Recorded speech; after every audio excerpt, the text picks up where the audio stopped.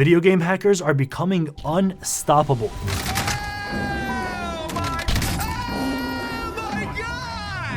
What the heck? He's in the wall, dude. Yo! He shot him through the floor! In the past, it was just a cat and mouse game between the hackers and the game devs, but now there is a clear winner. How is this not auto-flagged? Just to let everyone know, this guy has leveled up from level 1 to 19, just cheating, and hasn't been banned. And for those of you asking, the account is still not banned. It has a few skins and it has the report pin. I've been investigating for this past week to figure out exactly why that is, diving into Discord communities and even having the chance to interview some of the biggest name cheat developers that there are, and this is one of the biggest that make cheats for Call of Duty. How are you able to stay so undetected? Aren't you worried that one day Ricochet might catch up to you? All Call of Duty cheats have been detected in the past. Video game cheating in general will only stop when the demand does. How are you able to make these hacks so quickly? Before release, there's even hacks made during the alpha and the beta or directly after an update within 30 minutes. They're all the same game, just reskinned with some minor changes. The real changes between games happen in the game mode logic. The actual inner workings of the engine don't change too much. He is one of the biggest cheat developers that there are, but he didn't really explain much, so I had to go and find his competitor, and this cheat developer told me everything. You as a person, like, who are you? How do you start your day? How much time do you spend on video game hacking and developing these cheats? Just mainly testing, writing code, reverse engineering all day, and just once all that is finalized and pushing updates and then seeing customer feedback and just working from there and then seeing what else needs to be fixed. I heard that Call of Duty takes a screenshot of your screen to make sure there's no hacks on there. Is that true? And do you have anything in place to prevent that from happening? Call of Duty does have screenshots, but those can be easily blocked, just like CSGO has screenshot detections, but they can be blocked as well. Most of major cheats do have screenshot protection. Do you have any ties to Activision? Do you have any inside sources that work at either Call of Duty or the anti-cheat company that you know of personally? I know one, and it's from a buddy of mine that also owns a major cheating company. He knows one guy, last I heard, he got paid like 10, 20 grand around that area to leak a certain file. It's called a PDB file. Yeah, that kind of very sensitive data gets leaked to major cheating companies so they can get around like Ricochet and they can do stuff like that. You don't have to tell me your personal numbers unless you're comfortable, but how much on average would somebody that has a nice following and a nice player base make off of creating and developing cheats for a game like Call of Duty? We started 2019 for Call of Duty. My numbers in the past couple years have definitely been over the millions.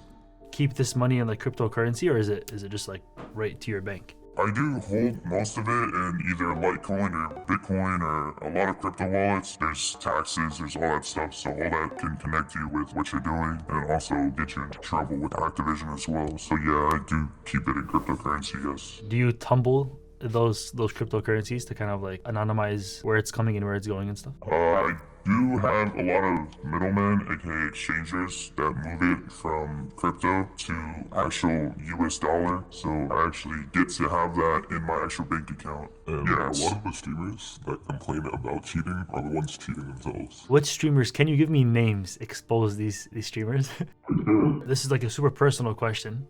But what's your stance on the meaning of life and why we're even here? Do you believe there's an afterlife? Do you believe in a God? Do you have any of those deeply spiritual beliefs? I personally don't believe in any of that. I don't believe in an afterlife. The way this hacking business operates is deep. Matter of fact, it's the same exact way that a car dealership works. First, it starts off with the developers. These guys create the cheating software usually by themselves. Then they sell this license to their software in bulk, and it's also known as key auth. You're buying a bunch of keys to this one piece of software. Normally, you have to buy a $1,000 US minimum, which might give you anywhere between 300 to 500 keys to that software. The guys that are then buying these keys are called resellers. Think of this as the car dealership. Instead, it's a Discord server front. Now, these guys have to promote their server, try to get as many clients in, and then they sell like a man in the middle kind of exchange, right? Where they don't make the software, they're just selling keys to it, and they take a huge chunk of that profit. Now, since they're buying them in bulk, sometimes the devs actually give them their own unique branding, so the software looks like it's coming from them, but in reality, it's not. Now, if you're a law-abiding citizen, you're probably thinking, doesn't that break Discord's terms of service? They're selling hacks for a game on Discord. Absolutely, you're right, it does. But that doesn't stop them. And matter of fact, it doesn't even stop their tracks for 1 minute. They already have a way to back up their whole Discord server that I'll explain in just 1 minute. First of all, regular people join their Discord server by finding links littered all over social media. YouTube Shorts, Instagram Reels, TikTok especially is where the most prevalent. And there are videos and even live streams that I've seen on TikTok of people cheating, titled "Cheating Every Day on Call of Duty Until I Get Banned, Day 467" or something crazy like that. And you just see somebody spinning in a circle, shooting people across the map, headshot every single time, and they're still active in the game. They're live streaming this for hours a day and even making content of this. Everybody's laughing in the comments, and the top title of their post is, "To get these hacks yourself, check out my description of my TikTok page." So when you go to the description, you find a Discord server link that you must verify with something called Restore Cord once you're in. Now this is the program I was just talking about that makes it so that even if your server gets nuked, terminated, or termed as they'd call it by Discord, Restore Cord forces all of your new followers to rejoin your server that you just made again because you got terminated by Discord over and over again. The way that this works is because you give Restore Cord permission to your account that allows it to join servers on your behalf, which means that if you're in a server with 30,000 people and then Discord says, "Oh, this is cheating," delete. By the next hour, you'll be back in a new server with everybody else, all 30,000 of them every single time. But Restore Cord themselves are really shady. They actually are the ones that are backing up servers of CP, not safe for work videos, of horrible things you would find on Discord, the scum of Discord. They're being uplifted and held and kept alive because of Restore Cord. As a matter of fact, the company itself, or whatever you want to call it, just got caught a few weeks ago leaking people's IP addresses and making you pay for them on a sister domain that they claim they have nothing to do with, but they clearly did. They were actually getting the IPs of people, logging them, and then selling the whole database to somebody else who is charging anybody. If you want to find iamLucid's IP address, just copy his Discord ID, paste it in the site, and you will see his IP address for like $5. Luckily, I've never actually used Restore Cord or even verified with it, so that wouldn't work for myself. Don't even try. Restore Cord also shows the IP address of every single person that joins the server to the server owner, and VPNs are blocked by default, so you have to just trust the server owner isn't a douchebag and they're not going to threaten you with your IP. Look, cheating is wrong, but let's say you were to theoretically buy a cheat from one of these guys, and you were to hypothetically put the key into the cheating software that you just downloaded by accident and conceptually just press run on that software. What would actually happen to your computer? Well, you would be letting somebody that you've never met before in your life run code on your computer that is obfuscated at the kernel level. It doesn't get deeper than this. They will have full administrator access over your entire PC. How much do you trust these guys? Secondly, because you put your specific key into this cheating software, they're going to be able to tie your IP address to your Discord name, to your computer's hardware ID, and probably a whole lot more. And also, whoever has panel access to the key that you were just sold is able to see this information. Okay, well now I have to explain. Lucid, what is panel access? It's basically a web page that you log into, created by the developer of the cheat. The dev sometimes gives you access to your own panel as a reseller to control your keys and to see who's activated them. You're able to create new keys, sell keys, revoke keys, and even bind people's hardware ID to the key that you sold them, so they can't really share this key with their friends ever again, and probably a whole lot more, to be honest. But let's just say after all of these warnings I just gave you, you're like, "Oh shit, yo, Lucid, my finger slipped." What would that actually look like in game? I'm curious myself, so I asked one of these cheaters to show me. Alright, you see how everything disappeared? Yeah. Look up there. Oh, screenshot avoided. Oh, no way. I can promise you almost 50 to 70% of top 250 is cheating. Press on priority. Closest to, oh, so this is the person that it shoots if there's multiple in the frame, right? Yeah, if they're the closest to the crosshair, closest distance, Oh my lowest God. health. Like, if they have the lowest health, it will go aim on him. Number of points, random factor, control point 1. This is super complex. Like, I wonder. Yeah, I don't even understand what it is, honestly. This cheat just came out yesterday.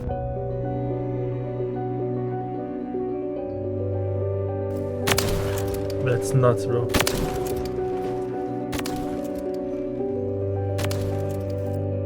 Oh my God, you're hitting like 360 no scopes with no skill needed. That's nuts.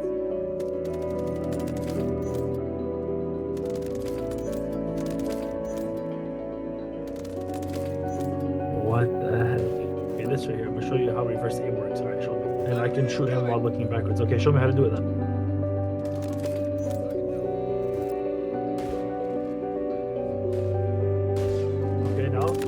Oh, that's nuts, bro. Okay, so this is silent aim, right? So you can be shooting it as long as you're in your like field of view circle. The bullets will always track on it, right? Now, because of all of this hierarchy of panels, keys, resellers, and devs, a rather small vigilante-like group come in and they destroy everything. They disguise themselves as regular buyers of this cheating software, and then once they get this software in their hands, they do everything they can and spend hours to crack this software right open. They try to infiltrate this program and take over the code until it's free from its developer and there's no key needed anymore. This method is called cracking. It's the same way that people pirate very expensive programs to run on their computer for free. Like that one really annoying editing software that I still pay for some reason. I freaking hate Premiere Pro. Now, once these guys have successfully cracked open a cheating software, they have a few options to make their own profit. First, they can just give it out for free and make the devs angry, or they can put a virus like a Bitcoin miner in the software, or they can auth swap, which means that you have to pay them to use the software that somebody else created. Normally, if a cheating software for Call of Duty is like $50 a month, the auth swapper will charge you $15 a month and they'll start making profit from somebody else's cheat. This whole scene is very sketchy and dangerous. You can tell that everybody here is trying to hide their true identity. If Call of Duty or Activision were to try to like pursue you and like they were really mad at you, for an example, what could happen? Is what you do legal or is it illegal? The nature of what I do is very illegal.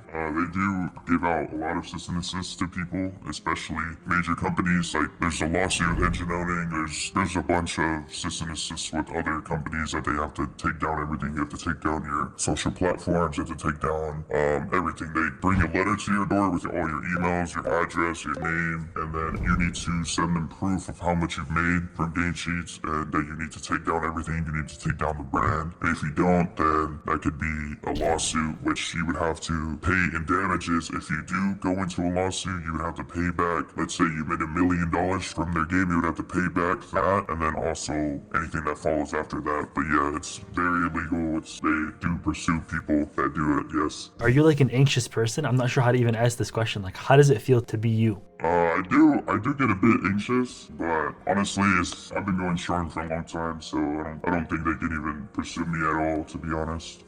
Me personally, I've been doxxed one time, and that was by a provider that's also my competitor. A lot of competitors do dox, and they try to bring down other businesses to bring customers to them, and they also, I do know some, send programs to Activision to get those cheats detected so they come to you. So DDoSing and doxing is definitely a real thing in the cheating community. It happens a lot more often than you think. Any provider can slip up and boom, they're on Doxxing, they're on stuff like that. They do hire private investigators. To my knowledge, this happened to a couple buddies of mine. They do that a lot often than you think. A lot of providers quit or stop selling cheats because of Activision. So Activision is very strict about it, but it's not really hard to get away with it. Like me, myself, I've been here for years. Questions now. So first off, if you've been doxxed before, how are you still here and how haven't you gotten like anything happen to you?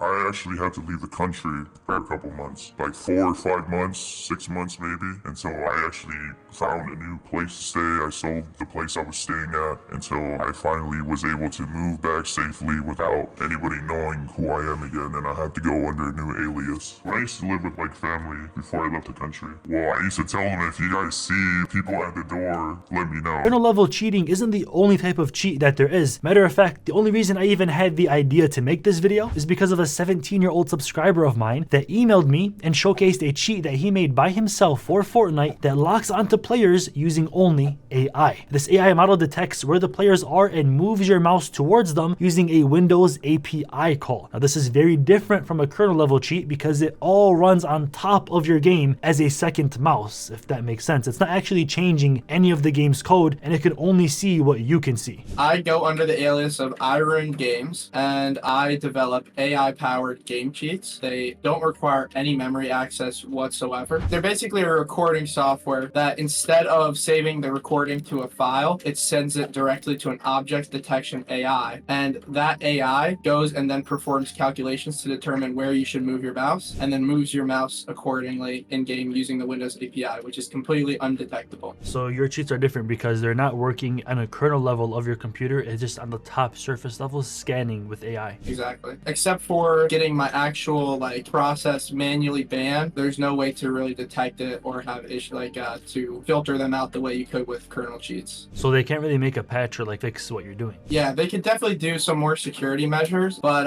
like if they made it so only authorized recording softwares could go, then maybe only closed source recording softwares like OBS would be allowed, and that causes issues because privacy concerns or also like compatibility issues. Maybe some recording softwares don't work as well on certain people's computers or whatever, so they can't like ban unauthorized recording software. When it comes to the Windows API, they can't really ban calls to the Windows API because there's also legitimate uses for that as well. So how old are you? I'm 17. Are you still in school? Yep, I'm in high school. I'm a senior year of high school. I typically spend the entire school day coding on my laptop, and I'm not a geek, by the way. I could still have a social life, but when I'm sitting in class, rather than doing the, math questions or whatever, I'm just coding and getting ready for the next update. And has anybody been banned while using this cheat? I've been doing it for about 3 months, and once again, out of all of my 60 plus users, I have never had a single person ever get detected or day banned, nothing, never. But I don't think that if you're a pro or if you're aspiring pro, you should ever use a kernel cheat because of the fact that you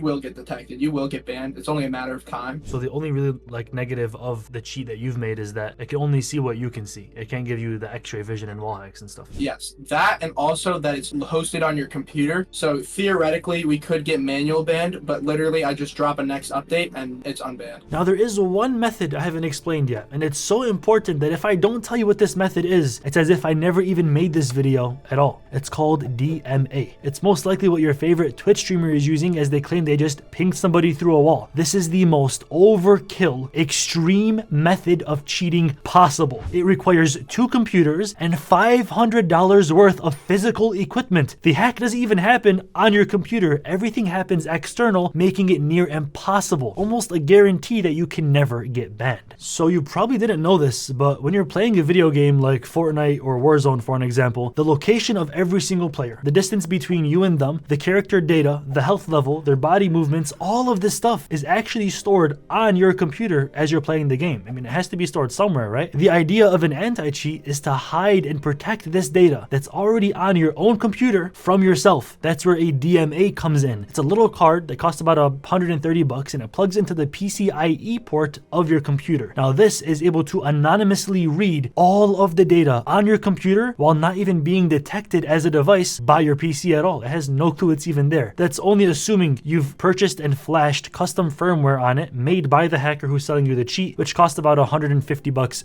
just for that firmware. Now, that DMA card plugs in via USB to a second computer or a laptop where the cheats are actually taking place. Now, this second PC plugs into something called a KM box. This is a little physical mouse adapter, as you would say. It's actually doing all of the aimbotting and soft aiming for you. This box costs about $40 and it's especially useful for games like Valorant that don't allow you to have 2 mice plugged in at your computer at the same time, which is actually how a lot of these cheats really work. You'll have your real mouse, like this for an example, and then the cheating software creates a virtual mouse to assist you in aiming, basically, and aimbotting for you. Now this box totally tricks out the software like Valorant for an example and makes it look like you just got one Logitech mouse and that's it. And the final device is a fuser. This combines your real gameplay from PC1 with your hacked overlay from PC2 and it puts it on top, and then it sends this signal via HDMI to your main monitor. This costs about $180 and it makes it so that you're able to still see everybody through walls, while the anti-cheat software on your computer can only see the genuine game. So in case they want to go ahead and take a screenshot, which actually a lot of anti-cheats do, like Call of Duty at Ricochet, but it sucks. You're actually they can't see that. They think you're just a regular gamer and they don't know that you can see everybody else through a wall. This is why some live streamers actually have a monitor camera. So it's a camera that points at your physical monitor so they know that you're not cheating. But in reality, maybe you're not able to see guys through walls if that's the case. Some people actually, and believe it or not, they use a local hosted IP address website. They log in on their phone and they keep their phone on the desk, and that's like a little mini map showing everybody in real time that they're playing with on their game. So they can just glance down and see see everybody instantly. So what? They can't see somebody through a wall. They can still use all of the tools that I mentioned previously in this video. They can still be aimbotting, they can still be soft aiming, they can do all of these stuff, just turn off the UI and it works the same way that it does. And after paying $500, the final cost is going to be about $60 a month for the actual cheating software that's running on your second PC. Now the cost for a Valorant cheating software costs about $80 a month. It's more because the anti-cheat that Riot has created called Vanguard is the best anti-cheat that there is. So it's $20 more a month. It's still crackable. Like, I mean, it's still working great. Now to buy the lifetime version of these hacks, Fortnite is about $700 and Valorant cost about $900. That would mean that you're covered for as long as the developer is alive. One of the first DMA cheaters had an interview with me via his spokesperson, and he told me exactly how much money he makes per month. So how lucrative is it to develop video game hacks? So he makes around 40k a month, mostly from Fortnite. There's like some Valorant sales. If there's a lot of Fortnite tournaments, more people will buy it so they can play tournaments and make money. This is how DMA cheating works. The first device I'll show is a fuser. This overlays what's on the laptop onto the main screen, which is from this computer. So without the fuser, you just see what you would normally see, HDMI 1 only. But with the fuser, it overlays the cheat, which is this menu, for example, and then it would have the ESP if I was in game. And the next thing I'll show is a KM box. It plugs into both PCs. It acts as a virtual mouse, but it's like a physical device, so it can't get detected. This is for aimbot and for triggerbot. And then the third device is the DMA card, which is in here. It's connected to my motherboard's PCIe slot. Now, people usually think that it's worth paying for all these hacks because not only are they almost guaranteed to never get automatically banned while a manual is still possible, they actually just go into paid tournaments and they start profiting the first day that they get these hacks installed. Matter of fact, the entire tournament / ranked play scene of any video game right now is flooded with top tier cheating and DMAs. There's no point, in my humble opinion, to invest your time or your money into an online tournament if you're playing legit. Like, unless you're so good somehow that you're better than guys with aimbot that can laser beam you across the map right at your head and hit every single bullet on target. It's just not fair and it's not practical. But what if you did get banned for cheating? Well, these hackers have thought of that as well, and they have their own solution. When you get banned from a game, they'll take note of your hardware ID and the game company will ban it permanently. Your hardware ID, think of it like a driver's license for your computer, and it is not easy to change. Now, some cheating softwares actually spoof your hardware ID while you're cheating so that if the game tries to ban you, they'll only ban the spoofed ID and not your real computer. So you just make a new one and it's over. But if your real hardware ID does get banned, it's somewhat of an issue. You either have to buy a new motherboard and swap it out, or you have to follow like a 6-hour long instruction tutorial that these hackers actually sell in their Discord server. Apparently, never tried it before, but you have to go and factory reset Windows and follow so many steps in your BIOS and TPM, turn it on and off, all this crazy stuff just to get back to playing Fortnite or Valorant. And the reason I say Fortnite and Valorant and not Call of Duty is because Ricochet is so bad that these cheats actually have something called an AC blocker or an anti-cheat blocker. It basically, at a very simple level, turns off the anti-cheat on your computer. So they can't ban you even if they wanted to. An anti-cheat blocker, it's sold everywhere. It's basically just blocking the game from communicating with the anti-cheat. So you can completely block the anti-cheat if you really want to. So you don't need to temp spoof. You don't need to permanently change your hardware. You can just block the anti-cheat with whichever provider sells an anti-cheat blocker. Don't they have some sort of code that's written where if Call of Duty is ran and Ricochet is not linked, the game should like break or not start? How is it that easy to bypass? So if they have, the game communicates with their anti-cheat driver, you can basically spoof that the anti-cheat driver is running to the game, and the game will see that there's nothing wrong. Yeah, I was considering even doing like COD tournaments on my channel and like having live streams of it and stuff. And then after you are going to get a hell of a lot of cheaters. After I looked into this community, I'm so straight on that. I'm gonna just drop that idea right away. What's your take on the ethics as far as cheating goes? Do you believe it's bad? Do you believe they have a point there or no? I do think cheating is bad. It's very unfair for other players that are trying to play the game, but everybody does it. Pro players does it. Everyone does it. So people naturally just do it because everybody does it. After doing all of this research and speaking to all of these game developers and cheaters, gaming at its current moment is not fair, and it probably won't be for a very long time. The game developers hire corporations worth millions of dollars to prevent cheating for them. That's their only task. Don't let anybody cheat. They probably have employees on salary, they have bosses, they have supervisors. These guys probably clock in at 9 to 5 and probably studied computer science and cybersecurity for so many years in college and got their master's degree, all to get annihilated by a 17-year-old high school kid. Once you start cheating in a video game, you lose the enjoyment permanently. It's just not fun anymore. I used to cheat in Minecraft and I stopped playing the game because of it. I haven't played PvP or Hunger Games in any of those servers because I can't go back to playing like a regular person after I've been able to see people through walls and do an aimbot trick shot across the map and knock somebody out with my bow and arrow. I just can't be a regular player anymore after I've been stained by these cheats. I used to cheat in RuneScape. I used to have a botting farm with maybe 2 or 3 accounts. They all got chain banned. I was an idiot as a kid. But how could I ever go back to just mining rune ore or cutting down yew trees for 7 hours a day after I have this bot do it for me? I just can't ever go back to playing the game like a regular person. The enjoyment that I had when I first started is gone. So if you love the game, my personal opinion, my personal advice is to not cheat in it. Thank you all for watching this video. Please subscribe so I can get to 1 million subscribers. We're so freaking close. I love you all for being at the end of this video. It's probably like what, 17, 18 minutes long. I love you. Thank you all for being here. Comment down below your personal thoughts on cheating, how you feel about it. Try to read all of your comments. Stay dreaming, stay lucid. I'm out. Peace.